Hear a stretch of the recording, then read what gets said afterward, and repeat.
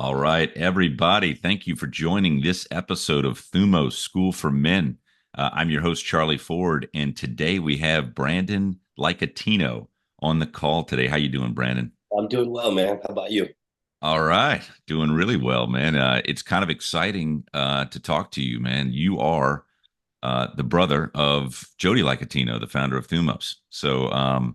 That it's so interesting. We've talked about you before, and I know you've got a bunch of cool ventures that you've gone through in your life, and interested to kind of dig into that, man, to see what you've done, and you've been able to get a lot of success out of that. So, very very cool stuff here today, man. You got your coffee? Do you drink coffee?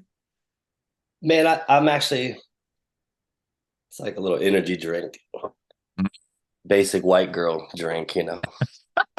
So you got the Alanis. Yeah, That's right. That's right. my kids do the Alanis, man. They're Yeah, they're bro. huge. Oh man, they love the Alani. Well, actually, Yeah. everybody except for me and my family does the Alanis. I'm still on the coffee kick, man. Yeah, I think that's probably a good place to start. Like I feel like for me, I got real serious in life. And well, I'll go back even before that. So just growing up as a kid, I was always just free spirited, kind of just kid that liked to skateboard, ride bikes, just be outside all the time. Um, our parents, we had like middle class family, pretty grew up pretty, we had means, but like our parents, just did their thing. So for me, I found acceptance in skateboarding and in biking. My friends would encourage me and give me props, and just that stuff I wasn't getting from home, I was getting from buddies and from friends. Looking back, I didn't realize I was getting that then, but I was. But So you grew up in the Tony Hawk era, like yeah, I mean yeah, Tony Hawk. Christian, yeah, like Christian Hosoi, like just skate 80s, 80s, Yeah. 90s skating, yeah. Okay.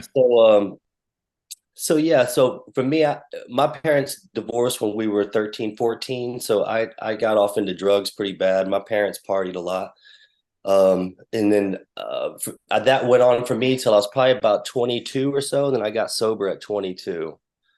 And for me, I was up until that point, I was just feeling kind of, cowardice, and, I hadn't really found, I didn't really know who I was or what I was or any of that. So I got sober at 22 and just got super serious about life really young Do because you I was, happen to remember? Do you happen to remember like what was there any particular triggered event or catalyst that got you wanting to be sober at 22? man, my parents and my mom tried, rehabs and different things. They were, it was clear I needed help. I'd had DWIs, I'd hit and run people, just crazy stuff growing up, in and out of jail a ton. I was definitely heading towards the grave or prison. My next door neighbor at the time ended up being my sponsor in AA. His name was Connecticut, old black guy, like just super cool. He just had something that I was drawn to, and looking back now, I know like God was working through him. And back then you couldn't even say, if you said God to me, I was so turned off. But he told me God's my homeboy, you know. And Uh, like and that like for me, not having grown up in churches or ever go to a church, I didn't know how to pray. So in my mind, I'm like, I can't talk to God. I don't know how to talk to God. So he just kind of broke it down and made it simple for me. And he was the first one to be like, there's no such thing as coincidences. And those little things, I started connecting the dots and just seeing how the Holy Spirit was always around me and was keeping me here for something. So fast forward 22, getting sober, 32, opened my first business. It was a hair salon. I'd worked in the hair business for since I was, probably 10 years or so in the game. I've been in sobriety 10 years. My brother did this thing called the Warriors. Jody did this thing called the Warriors. And when he first came to me with that, he's like, man, I found this thing. It's awesome. And I'm like, man, I got sobriety. It's awesome too. Yes, I felt like I already had my thing. But I did go do the weekend, and that was in October of '07 that I did the weekend, and man, it just split me wide open, like more so than anything else. I was married at the time, and um,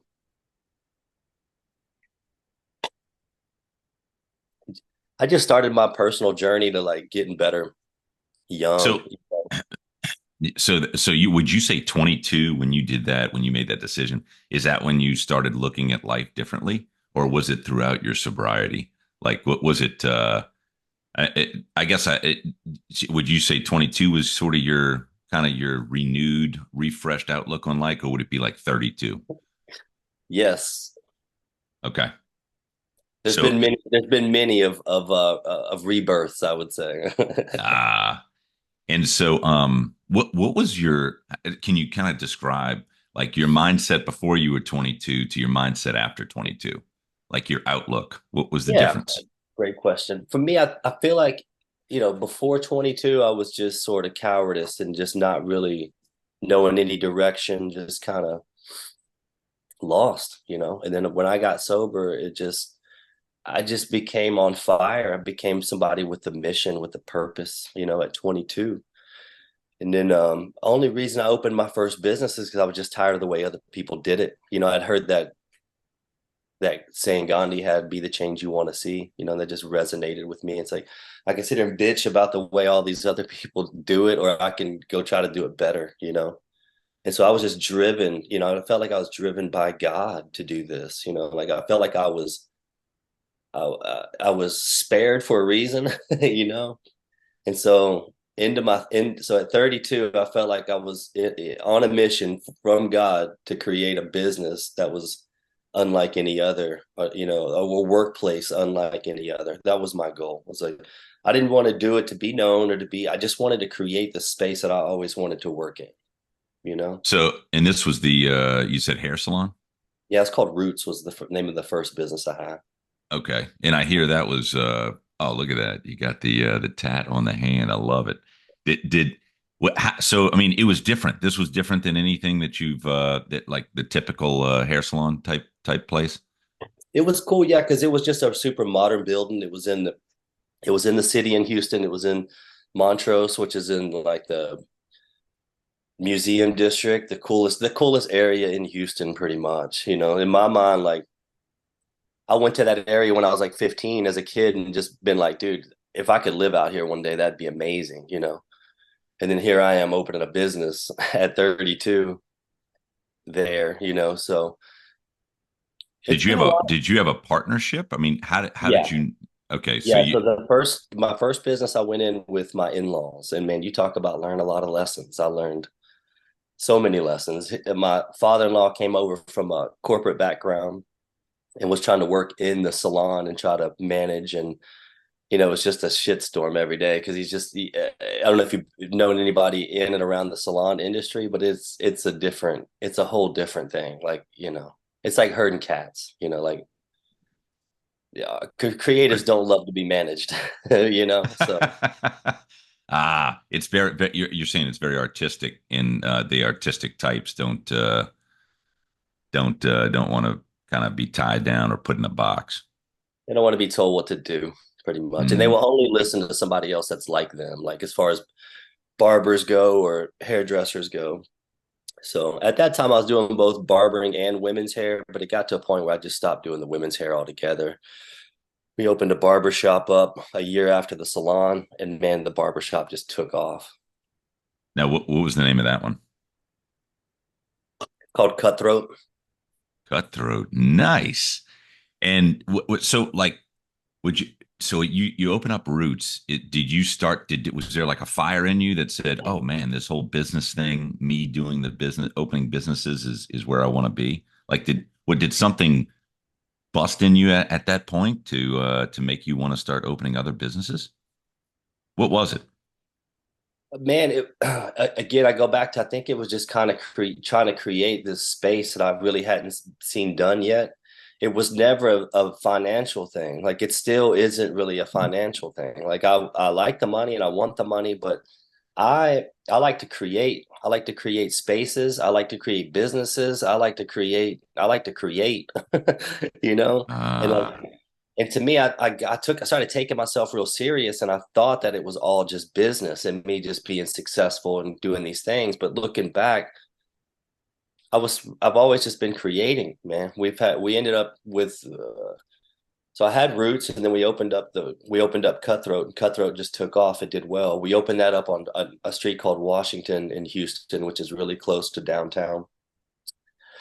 And we were right next to one of the best coffee shops in town. It's called Catalina Coffee, and they've been like a craft coffee place in Houston for probably 15 plus years, and just like the best coffee in town, you know. And we're literally next door to them, and we're in between them and a men's clothing store that's called Reserve Supply Company, and it's just a super cool place that has just, you know, just men's clothing, but just real Americana, you know, Red Wings, Dickies. He's got some motorcycle stuff in there. But I'm telling you all that to tell you, like, it was the perfect synergy for our business. And we were originally supposed to go into the men's clothing store in the back of his clothing store.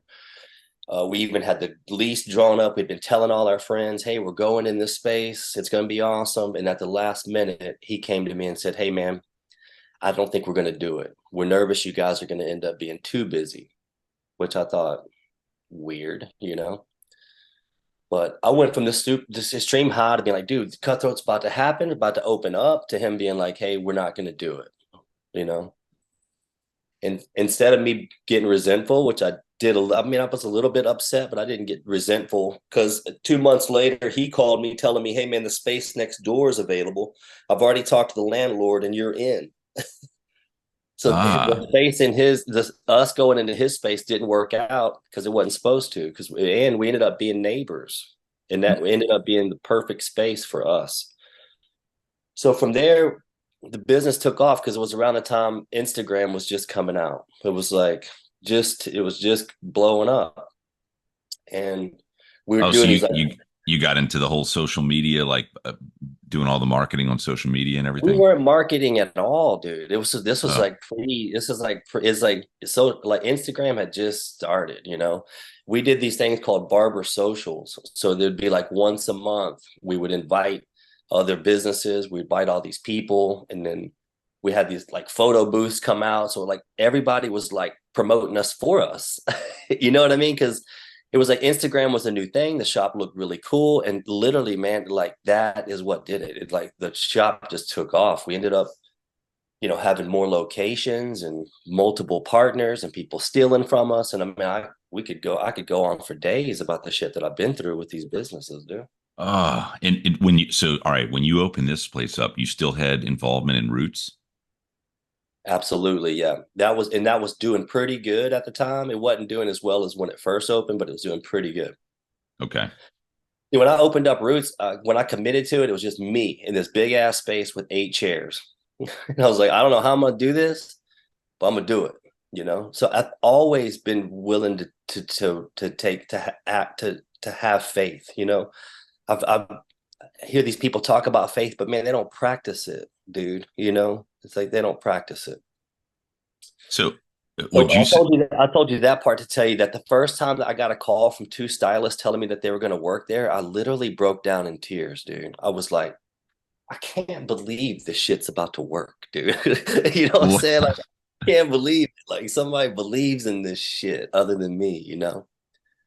And dude, Wow. honestly, like my life has just been a constant of that, of just people just being blown away kind of by what I do, or other people being amazed and me not even being able to see it sometimes, just being like, no, we need to be doing more, you know? It's like, so now I'm at a stage in my life where I really want to be able to take in the stuff that I've done, and I want to be able to appreciate the stuff I'm doing now. And I don't want to miss the forest through the trees anymore, man. Just being so hyper focused on getting there, you know? And then we know, and anybody that's had some success knows that like getting there is not the hard part. It's like staying successful and staying driven once you've been successful. That's the hard part, you know?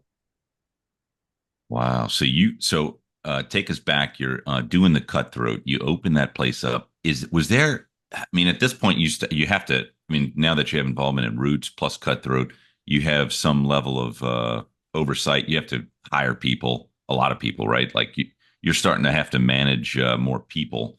Did that how was that like transition from like being, the guy to, managing more people? Dude, I loved it, honestly. I really felt like it was my mission and my purpose, to really guide people, man. And I was looking at myself with the ferocity, you know. And people ask me now, like, what I think a good leader is somebody that's willing to look at their own stuff, somebody's willing to look at their own issues. So for me, it was like just always been driven. What was your question? What'd you say? Well, I was going to say, just in terms of looking at your own issues, how often would you do that? Like, what would be Oh, the your, leadership. We were talking about leadership. That's right. Yeah. yeah, So, man, yeah. So for me, a lot of times I would see, just like everybody else, I would see the potential in people that they wouldn't see, and then I would beat my head against the wall trying to show them their potential. And then for me, I had a reputation within the company for being the guy to kind of call you out on your stuff, and kind of but I'd also try to do it out of a place of love. We learned so much from the Warriors, man. Like I, I did my weekend and I went back and staffed like over 20 weekends. I mean, I was facilitating carpet work. I mean, I felt like I took all that stuff I had learned from Warriors and AA and I was applying it to my business. We would do like, our meetings were circles, there was check-ins, there was check-outs. Like I wait, felt like your business meetings were that way with that's right. circles? Oh, That's right. Yeah. that's fantastic. Yeah. Okay. And I felt And like I was just driven and called to take everything I had learned from outside, like from AA and the Warriors, and just apply that to my business. And it in works, and it did work. And what it did for me too is it created a role for me that I didn't want to stay in, and that was like the hard ass that I would always call you out, that would always, you could always hear my truth, all that stuff. Man, when I had babies at 40 and had been running the businesses for 10 years, I was tired of being that hard ass guy. I really wasn't that guy anymore. And even my own business, I have a business partner with the barbershop too. And even she wanted me to, she's a lesbian. Even she wanted me to, still be that guy. And it's just like, I was just done, kind of done being that. And it's something that I created. It was like a persona that I created, and it worked well. And I really believe that's who I was for 10 years. And I do think a part of me is that. But man, I'm a fun, free loving, passionate dude. And I'm so sick of trying to tell everybody else what they need. Like I'm at a place in my life now where I don't have a lot of employees. I can worry about just me and my family, and I don't know what you need. I don't know what I need. So that's literally how I feel. well, it And then, sounds like, yeah, I mean, it sounds like that's like, I mean, you just have grown and you're continuing to learn more about yourself, and that it sounds like all the phases you're being real throughout all the phases. Like you're being real with the people that are around you, and like to say that's who you were, that makes a lot of sense. And then now you've transitioned. It's not like you're going to stay that same person for the rest of your life. I mean, it sounds like you're addicted to growth and learning. And was there a cadence, a particular cadence that you had around for yourself to like do a check in for yourself? um, I mean, I felt like in Houston, I had two dudes that I really just leaned on, man, that were just there. And I always believed in seeking counsel, man, and and so I would say that would be, the main thing that helped me. And I had actually a buddy of mine, Mike White, he's been through Thumos. He's like, just a guy I could just bleed with, man. And to me, that was always the one thing that would help me check in, because it's hard for us to see ourselves. Mm-hmm. Yeah, I would say that's the one thing. And I would say the catalyst to kind of where I am now is COVID happened. And I had three barbershops. I opened a gym too. We didn't even get into that. So I had a gym, I had a barbershop that had three locations, and then I had babies, two babies back to back that are 11 months apart, wife's hormones up and down. Wait, I'm so turning I'm turning 40 too, so I'm going through these like huge changes. I'm going on these walks in the morning and I'm having these realizations that I've lived most of my life out of a place of image, you know? And most everything I've done's been so tied up in like how everything looks. And at 40, I'm just now having this realization where I'm like, fuck all that. I'm like, fuck how it looks, you mentioned three barbershops. This is all so over that span you opened up. Cutthroat became pretty popular, and you started opening up other locations, or was it Roots, or was it neither? It was cutthroat. Yeah, good. Yeah, it was cutthroat. Three locations.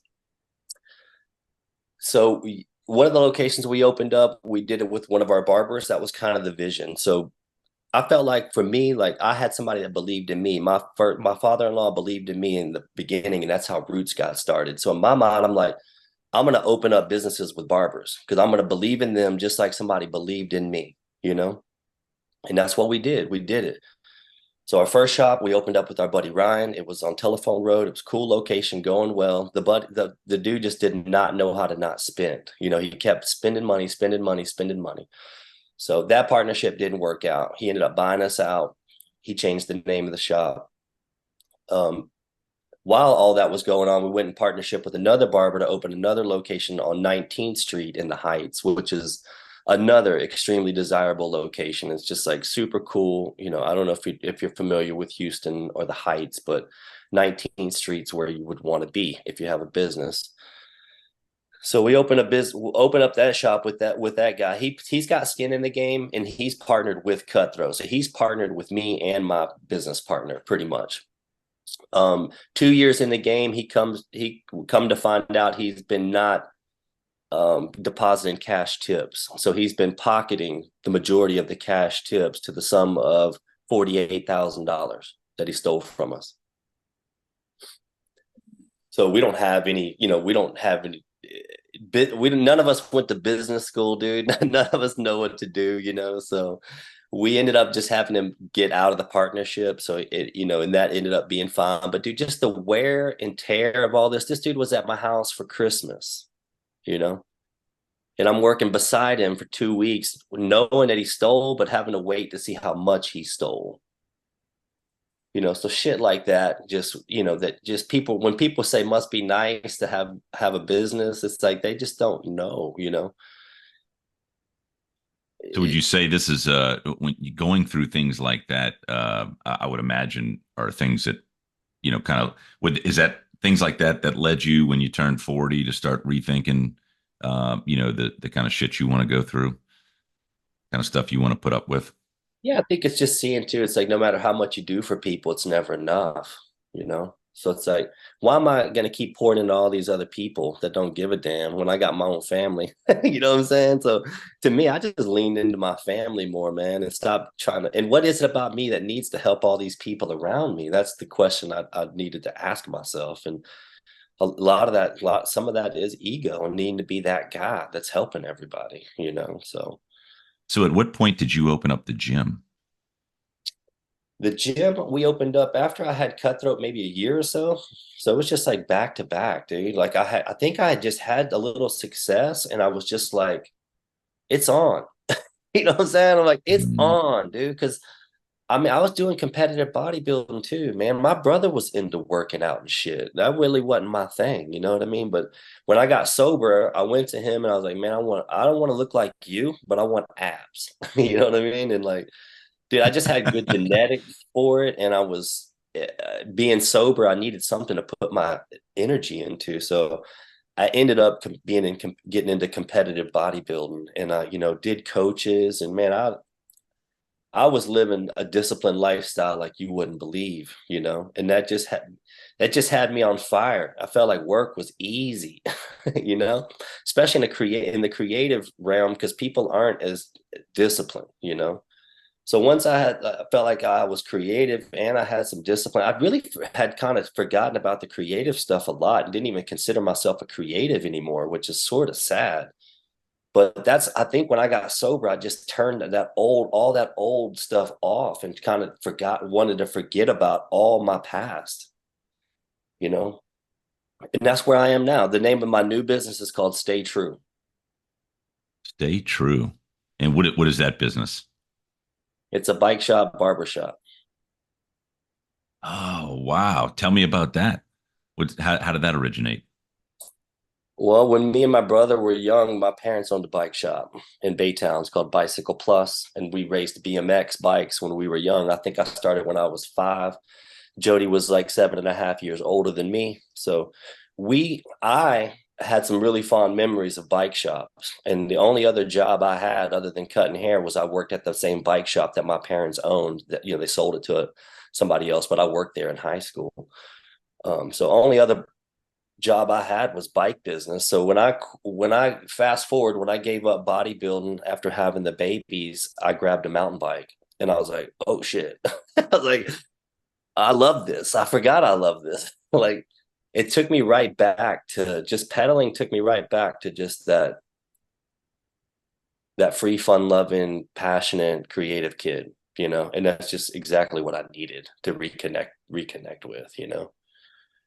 So Stay True is just the name of it. I've had that tattooed on my knuckles. It's probably hard to read that, but it says Stay True. Oh, yeah, But I that can was see. Okay. I got that when the businesses started doing well. It's kind of a reminder to stay true to myself. But ultimately, the name of this new business is Stay True because I'd forgotten who I was for so many years, and just gotten so serious. And now what's cool is when I was 22 and got sober, I left all that old stuff behind. And then at 42, I want to be somebody. I want to go back to who I was pre 22. Guys in the 40s will understand this 100%. But now I realize I don't need to leave it all behind anymore. When I was 22, I forgot about who I was. And now at 42, I'm like, man, I am that serious, disciplined business guy, but I'm also this fun, creative kid that likes to have fun.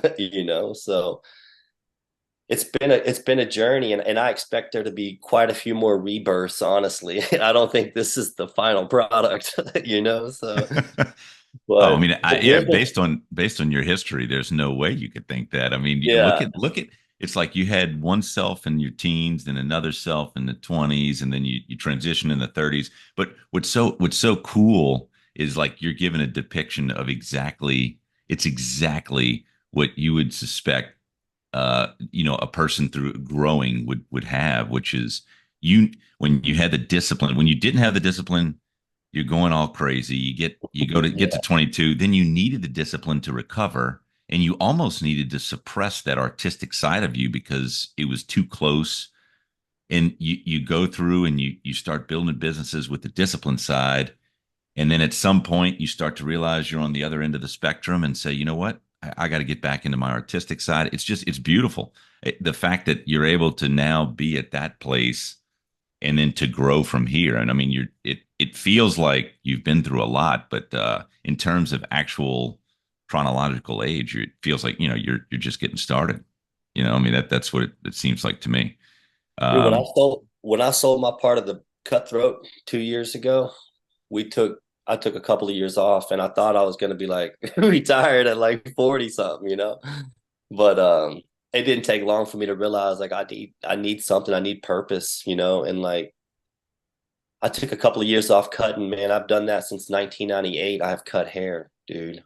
So like, and when I say cut hair, I mean like at a high level, lots of clients for a long time. And it's that, that has been who I am in the essence. And I don't have to still do that, dude. But like I look forward to doing that still. Like I go to work every day and cut hair still, and I don't necessarily have to do that. I charge 35. I'm living in Northwest Arkansas right now, which is right by Bentonville. which is right by Fayetteville. We're right by the Missouri line. And it's pretty up here. We're in the Ozark Mountains. We were in the city, in the rat race, trying to win it, but there was no reprieve from the stress in Houston. And I became an outdoors lover when I turned 40 and mountain biking and just being outside. I want to fish. I want to be in boats. We got Beaver Lake right here. We got White River right here. We got fly fishing, trout fishing. I mean, we're where it's at as far as I'm concerned. Um, so yeah, man, I am grateful to be where we are, man. And it's funny meeting people out here and they don't know all the stuff that we've done or all the stuff that we've been through. And that's been nice too, coming out here and nobody knows who I am. And that's been nice, because the city got small quick. Did it seems to me like when you decide something, you jump in and you go for it. Like you put some thought into it, but there's do you find yourself like fearless? Is there a lack of fear? What is it that allows you to just break in and just go? What do you think that is on you? Dude, I mean, I've honestly felt like I've been swimming upstream my whole life, man. You know what I mean? Like, I think a lot of people see me with some success and they see that I've done a little bit different and they want to they think they want it or they think they want a part of it. But dude, I've kind of felt troubled most of my life, if that makes sense, man. So I don't know. It's just like I don't know, man. It's just like some of it's like a blessing and a curse. But do you feel do you is there something, do you feel like you're less fearful than the people around you? Man, I don't know. No, definitely not. I mean, I got tons of fear. I don't think man. Dude, I just got back from Whistler. You ever heard of Whistler, BC? Yeah, we actually took the family there a few years back. Did you go in the winter or did you go in the summer? We did the winter. Yeah, we Okay. went. Yeah. Yeah, so I ride mountain bikes like down mountains, and I'm scared shitless, dude. I'm scared shitless, but there's something to facing that fear, that just juices me up. And I would say it's the same with the business and with moving my family.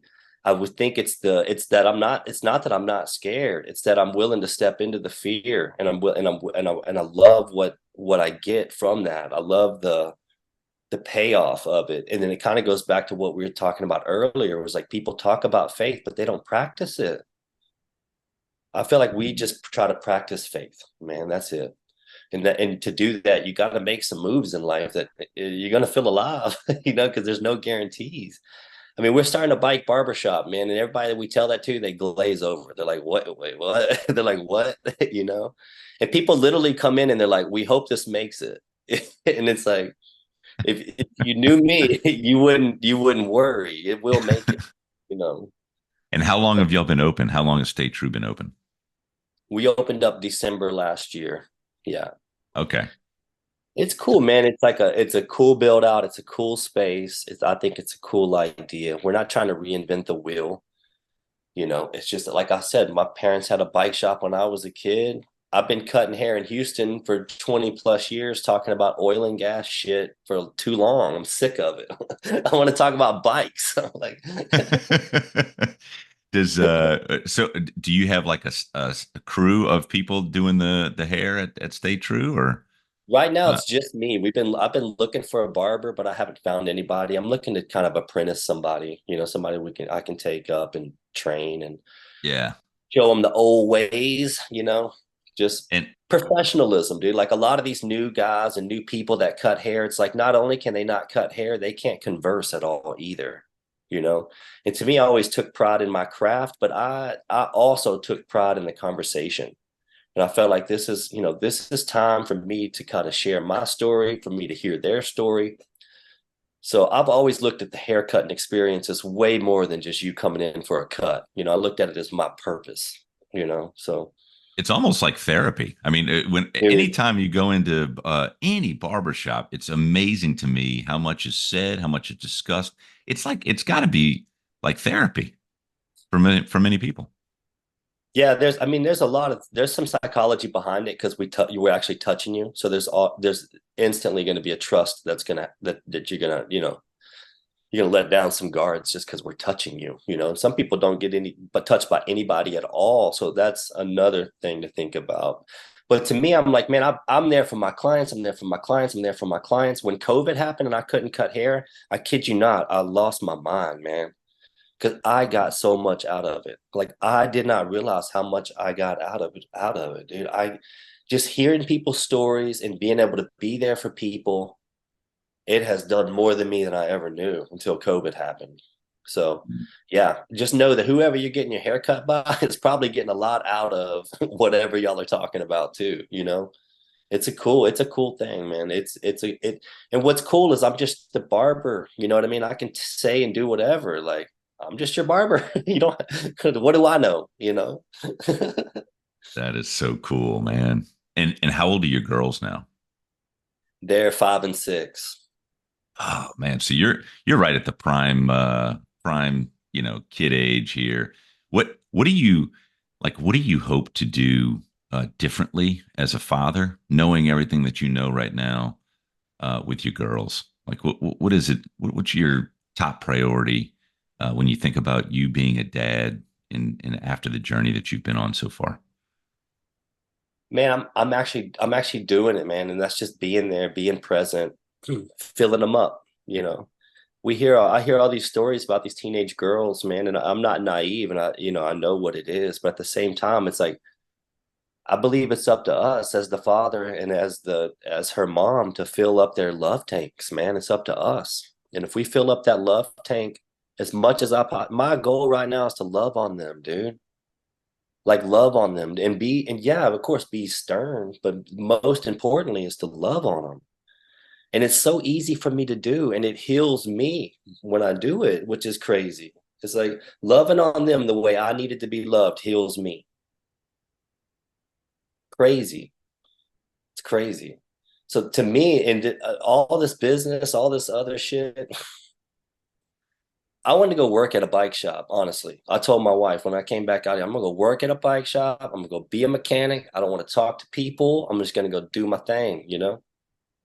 But the thought of my girls not getting to see their dad do what he does is like I can't allow that. Like I didn't come this far, and then to not let them and my parents having a bike shop just for the short amount of time they did have it, made me who I am. Made me a business owner, right? So me modeling that for my girls is the best thing I could ever do for them. Clearly, and they need to see dad doing what he does. And it's not easy what we do, man. I'm out there in the community for real.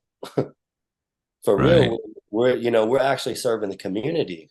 and and man, it feels great to see these people out here appreciating what I do. I mean, I charge $50 for cuts in the city. I charge 35 out here. My house was twice the size as in the city. I had a pool. I'm happier out here. But it's Wow. just been a big shift for me to realize how much all my shit's been so image driven, so how it looks. Man, that shit's exhausting, dude. It's exhausting. So what is it now that you say you not looking at the image side of it? What are you looking at now? It's still that, it's still my gift too, I think, like my style and sort of the way I do things. And I think that's part of what the shop is and what the appeal of the shop is. So I think for me, it's like still realizing like it's not all bad, like some of that business stuff I have is great, and still applying that and remembering to smile and have fun and talk shit as much as possible. It's important, man. you know. So So where that's to where are you on social media? I mean, where can people find you? No, I mean, I haven't done social media. The shop is though, Stay True Bike and Barber. So it's Stay just True Stay Bike and True Barber. Bike and Barber. Yeah. Excellent. And what part of Arkansas? We're in Rogers, Arkansas, and it's a cool little downtown area, old school, buildings. Our building was built in like 1800s. It's cool. Brick walls, old original wood floors, high ceilings. And It's awesome. so you guys moved over there right after COVID or during? Yeah, so I sold the gym and we bought this house cash with the money that I sold the gym with. And we so at the time we had two houses and we were coming back and forth. And then we were like, what are we doing? Because every time we came out here, we it was harder and harder to go back home, you know. Houston just became, I mean, as a young man, I needed the city, you know, as a young creative man, and especially in my industry, like dude, we did cool stuff, man. Our business is a staple in Houston. You know, people know our business. And especially in the barbering game, people know us, you know, nationwide, which has been cool. We've bumped into people out here that have gone to the business back home too. So I mean, that kind of stuff is cool. I mean, back home, I'd go to grocery stores and see people wearing our shirts and stuff. I don't even know who they are. It's like, so I've got to do cool shit. I've got to see barbers that we brought up go open their own businesses, barbers that we brought up buy houses, you know, I mean, just gotten to be a part of. Went from a menace to society to contributing to society. You know, it's like, Mm, and all that is the grace of God. I mean, because dude, I was a I'm still a knucklehead, but I was a knucklehead and bad. oh man. And what about leadership? What do you think is the if you were to say what the most important leadership attribute, what would you say that is? I still think I go back to just know yourself. I think the best thing a leader can do is know himself. And the more in tune you are with yourself, the more in tune you're going to be with, the more in tune I'm going to be with other people. You know, if I Mm, know my wounds, I know my darkness. If I know I'm not in a good place, you know, I just feel like it all goes back to that. And then for me, not trying to take myself too serious and not believing that I'm the leader. It's like ego is not my amigo. You know what I mean? So uh, for me, and I don't want to know. I don't want to have all the answers anymore. You know, so what about what if somebody were to come to you that has never opened a business and they're thinking about opening up their first business? What advice would you give them? I mean, I'd ask them why would you want to open the business? That would be the first. I mean, I would ask them a question, you know, honestly. Yeah. And to me, that you got to know what you're doing it for, you know. And if it's just financial, I mean, yeah, some people are driven like that, you know. But for me, like to be a good business owner or be a good leader, like you just got to have resilience, like you wouldn't believe, dude. Like I feel like I just hung in there more often than not. And that shit pays off, you know, just one foot in front of the other, you know, and do some extreme lows and not running from that, you know, and that's really what being a good business owner is. It's like how you handle yourself when the shit's hitting the fan, because it's going to be hitting the fan often, you know. Mm. So would you say that if you're doing it for strictly for the finances, that's probably going to be a tougher sell? I mean, I'm a passion guy, so pretty much everything I do is it's got to be something I love or something that I'm passionate about. So I would encourage other people to only do the same. Like if you're doing something, if you're passionate about money or passionate about making money, I guess if that drives you, that go for it, you know. But it just to me, it's like just know that you need it. I feel like I should be driven by passion, you Mm. know. What's next for you? Next for me is just staying rooted and not and not being insatiable. Okay. I don't want three locations. I don't want to go bigger. I don't want to grow. I want to I want to just kind of do what I'm doing. I want to make some money, but I don't need to keep growing every single year, you know. I think for me, I want to learn to be content with what I've had, and I've done way more than I was ever supposed to do, you know. So and that don't mean I've given up per se, but it also means that I'm not just driven for the sake of being driven anymore, you know. And that becomes the coping for so many people, you know. And how I know is because I was driven beyond belief, multiple businesses, competitive bodybuilding, and I was laughing at the laziness of the other people. You know, everybody be like, "How you do it?" I'd be like, "How you ain't doing it?" It's like it didn't make no sense. Like, y'all lazy. You're lazy. You know, Wow. so for me, it's there's a saying, convictions for the youth. Have you heard that before? I haven't. That's a cool statement. Say it again. Convictions for the youth. Convictions for the youth. Damn, Yeah. that is powerful. Yes. I mean, think about it, man. I'm never going to do this. I'm never going to do that. Then you end up doing all that shit you were so convicted on. You end up doing all that. I'm never going to get a credit card. I'm never going to cheat, whatever it is, you know? But that's So, why I'm like, I don't know anymore. That's what I don't know. I don't feel like I have a story to tell. I don't feel like I don't feel like I can lead. I'm like, I'm serious. That's how I feel. what's I mean, interesting is, it don't mean I don't have it. I'm not going to be a leader. I don't have stuff to give. That's just how I see myself at the moment, you know? yeah. Well, what's interesting about that is that those qualities that you're possessing now make you even more attractive as a leader to others because you've set it aside, which is just wild how that works. When you want it, it's one thing. And then when you don't want it, it's like it's even more magnetism. So Yeah. I know this is a long way away, but like where do you see yourself in 5 years, 10 years? What would anything that you can say that you see on the horizon that in that long of distance away? No, I mean me, I'm 45 and I'm riding mountain bikes at a pretty high level. So going to Whistler gave me something to kind of train for, I felt like. So the next 5 years, I'm gonna be my goal is to keep kicking ass in business and keep showing up as a dad. I mean, that's first and foremost. But me, like my personal goals physically is to still be able to ride mountain bikes on a high level for the next 5 years. Like, and that's to me because that's just where I get juiced up. Like it just does something for me.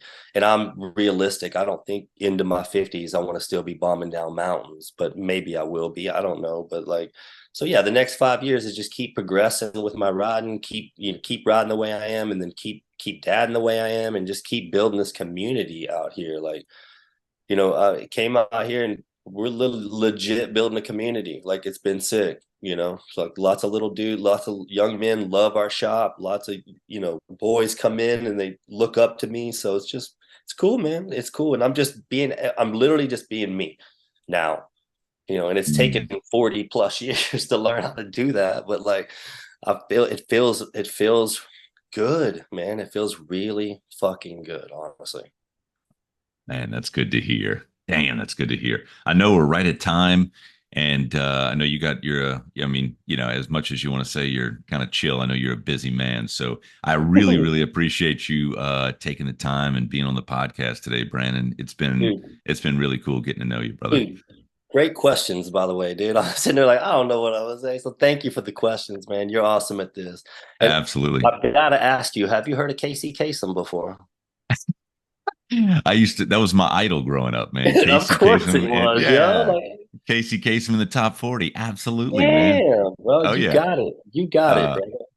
Thank you, man. Well, listen, everybody, I want to thank you all for listening today. And if you like what you've heard, please check us out, Thumos School for Men. We're on social media and we've got the website. So check us out. If you're a man looking for improvement, also check us out because we've got Thumos weekends. And what Brandon talked about with the Warrior Weekend was the precursor to these Thumos weekends. So once again, thanks everybody for listening. And Brandon, have a great rest of your day, brother. And Appreciate it, I man. appreciate your time, man. Thank you. Absolutely. Thank you, man. Have a good All one, dude. right. All See ya. right. We're out.